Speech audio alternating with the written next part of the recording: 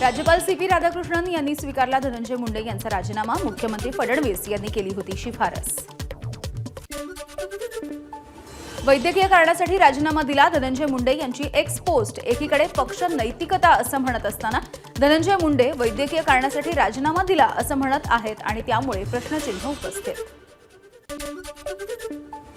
धनंजय मुंडे यांच्या राजीनाम्याचं खरं कारण काय? नैतिकता की आजारपण? उद्धव ठाकरे यांचा सवाल। नैतिकता की वैद्यकीय कारणामुळे राजीनामा दिला हे आधी स्पष्ट करा। सुप्रिया सुळेंचा हल्लाबोल। वाल्मिक कराडच्या जेलमधले कॅमेरे बंद कसे काय होतात? कृष्णा आंधळे गायब कसा काय होतो? असेही संतप्त सवाल। हत्येची घटना घडून 3 महिने झाले। कराडच मुख्य आरोपी असल्याचं सुद्धा सिद्ध झालं। आता तरी पंकजा मुंडेंनी देशमुख कुटुंबियांची भेट घ्यायला हवी। सुरेश धस यांचं पंकजा मुंडे यांना आवाहन। धनंजय मुंडेंना तुर्तास तरी सह आरोपी केलं जाणार नसल्याची माहिती। चार्जशीटमध्ये धनंजय मुंडेंच्या विरोधामध्ये कुठलाही थेट पुरावा नाही।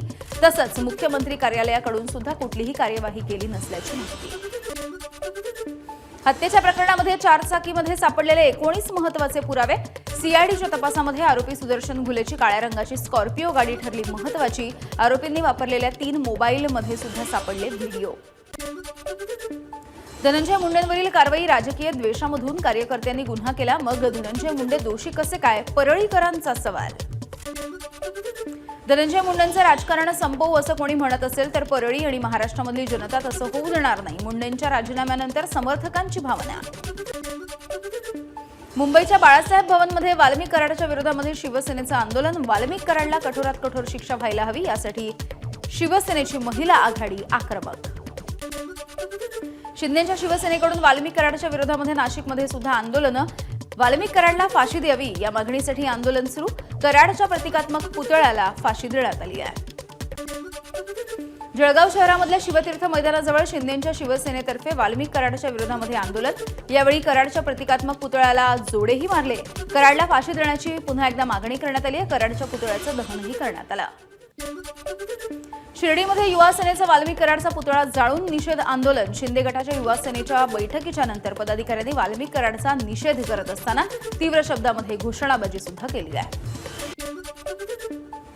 रायगडच्या महाडमध्ये शिंदेच्या शिवसेनेच्या कार्यकर्त्यांचं आंदोलन। संतोष देशमुख यांच्या हत्येमध्ये सहभागी असणाऱ्या आरोपींना फाशी द्या। कराडच्या पुतळ्याचं दहन करत कार्यकर्त्यांचा रोष। सोलापूरच्या बार्शीमध्ये धनंजय मुंडे यांच्या विरोधामध्ये मराठा समाज आक्रमक। तहसीलदार कार्यालयाच्या समोर धनंजय मुंडे यांच्या पोस्टरचं दहन करण्यात आलंय। देशमुख हत्या प्रकरणी मुंडेंना आरोपी करण्याची मराठा समाजाची मागणी। हिंगोलीच्या आखाडा बाळापूर इथे धनंजय मुंडे यांच्या प्रतिमेला जोडे मारून आंदोलन करण्यात आलं। धनंजय मुंडे यांची आमदारकी रद्द करून त्यांना बडतर्फ करून सह आरोपी करण्याची ही मागणी। देशमुख यांच्या मारेकऱ्यांना फाशीची शिक्षा देण्याची मागणी। धनंजय मुंडेंच्या विरोधात मराठा समाजही आक्रमक। संतप्त तरुणांनी धनंजय मुंडे यांच्यासह आरोपींचे फोटो सुद्धा जाळले। आरोपींना फाशी द्या। धनंजय मुंडे यांच्यावरती खंडणीसह 302 चा गुन्हा दाखल करा। आंदोलकांची मागणी। स्थानिक स्वराज्य संस्थांच्या निवडणुकांच्या संदर्भात सुप्रीम कोर्टामधल्या याचिकेवरची सुनावणी आता 6 मे रोजी होणार आहे। बृहन्मुंबई महानगरपालिकेच्या 2 लाख कोटींच्या प्रकल्पांचा मुख्यमंत्री फडणवीसांनी आढावा घेतला। प्रस्तावित प्रकल्पांची निविदाची कामं महिन्याभरामध्ये पूर्ण करा, फडणवीसांचे निर्देश। पुणे महानगरपालिकेचा 12,618 कोटींचा अर्थसंकल्प सादर। अर्थसंकल्पामध्ये कोणतीही करवाढ नाही। महानगरपालिकेचे आयुक्त राजेंद्र भोसले यांनी 2025-26 या आर्थिक वर्षासाठीचा अर्थसंकल्प सादर केला।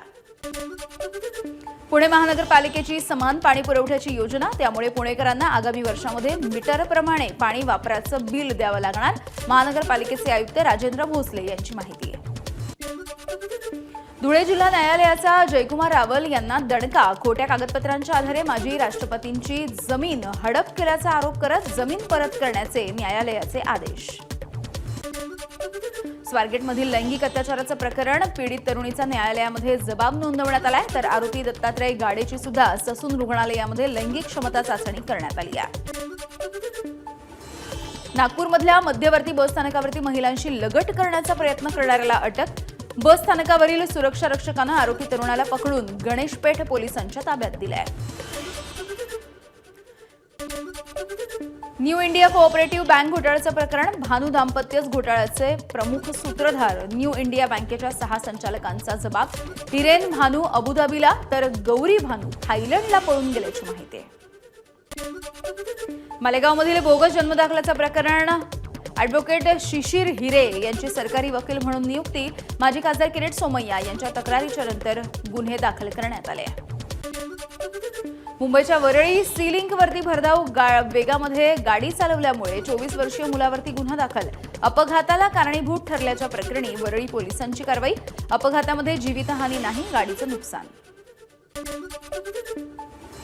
रायगडमधल्या ताम्हिणी घाटामध्ये कार आणि एसटी बसचा भीषण असा अपघात. 2 जणांचा मृत्यू, 3 जण जखमी. कार चालकाचा वाहनावरचा ताबा सुटला आणि त्यामुळे अपघात झाल्याची माहिती आहे. पुण्याच्या कात्रजमधल्या साई इंडस्ट्रियल एरियामधील भूषण एंटरप्राइजेस या कंपनीमध्ये भीषण आग. आगीचं कारण अद्यापही अस्पष्ट. नाशिकच्या साईनाथ नगर भागामधल्या फर्निचरच्या दुकानाला भीषण आग लागली आहे. लाखो रुपयांचं साहित्य जळून खाक झालंय. भीषण आग लागल्यामुळे परिसरामध्ये बघ्यांची मोठी गर्दी आहे. श्रीरामपूर शहरामधल्या दाट लोकवस्ती असलेल्या मोरगे वस्ती परिसरामध्ये रात्री अवघ्या 42 मिनिटांमध्ये 5 ठिकाणी घरफोडीच्या घटना घडल्या. लाखो रुपयांचा ऐवज लंपास करण्यात आलाय. पोलीस सुरक्षा वाढवण्याची नागरिकांची मागणी. अहिल्यानगर इथे आपापसामधल्या वादामधून एका तरुणाची अपहरण करून हत्या. जुन्या भांडणामधून हा सगळा प्रकार घडल्याची माहिती. पोलिसांनी 9 जणांना अटक केली आहे. तुळजापूरमधल्या ड्रग्सच्या विक्रीचं प्रकरण, मुंबईमधली महिला आरोपी संगीता गोळेचा पोलीस कोठडीमधला मुक्कामही वाढला. ड्रग्ज रॅकेटमधील आणखी काही आरोपींचा शोध सुरू. गोंदिया नगर परिषदेचे माजी नगरसेवक कल्लू यादव गोळीबारांचं प्रकरण समोर आलं होतं. मास्टर माइंड प्रशांत मेश्रामला अखेर 1 वर्षाच्या नंतर अटक करण्यात आली आहे. आर्थिक व्यवहाराच्या वादामधून 1 वर्षांपूर्वी हा गोळीबार झाला होता. कोचिंग क्लासेसकडून 60 पालकांना 76 लाख रुपयांचा गंडा. FIIT JEE चेअरमनच्या विरोधामध्ये नागपूरमध्ये गुन्हा दाखल. वेतन न मिळाल्यामुळे प्राध्यापकांचे राजीनामे.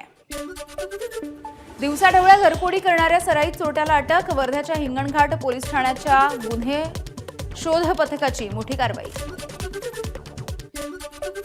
बुलडाण्यामध्ये व्यापाऱ्याला लुटण्याचा कट पोलिसांनी उधळून लावलाय. 5 दरोडेखोरांना अटक करण्यात आली आहे. लाखो रुपयांचा मुद्देमाल जप्त करण्यात आलाय. आरोपी संभाजीनगर आणि जालना जिल्ह्यामधले असल्याची माहिती.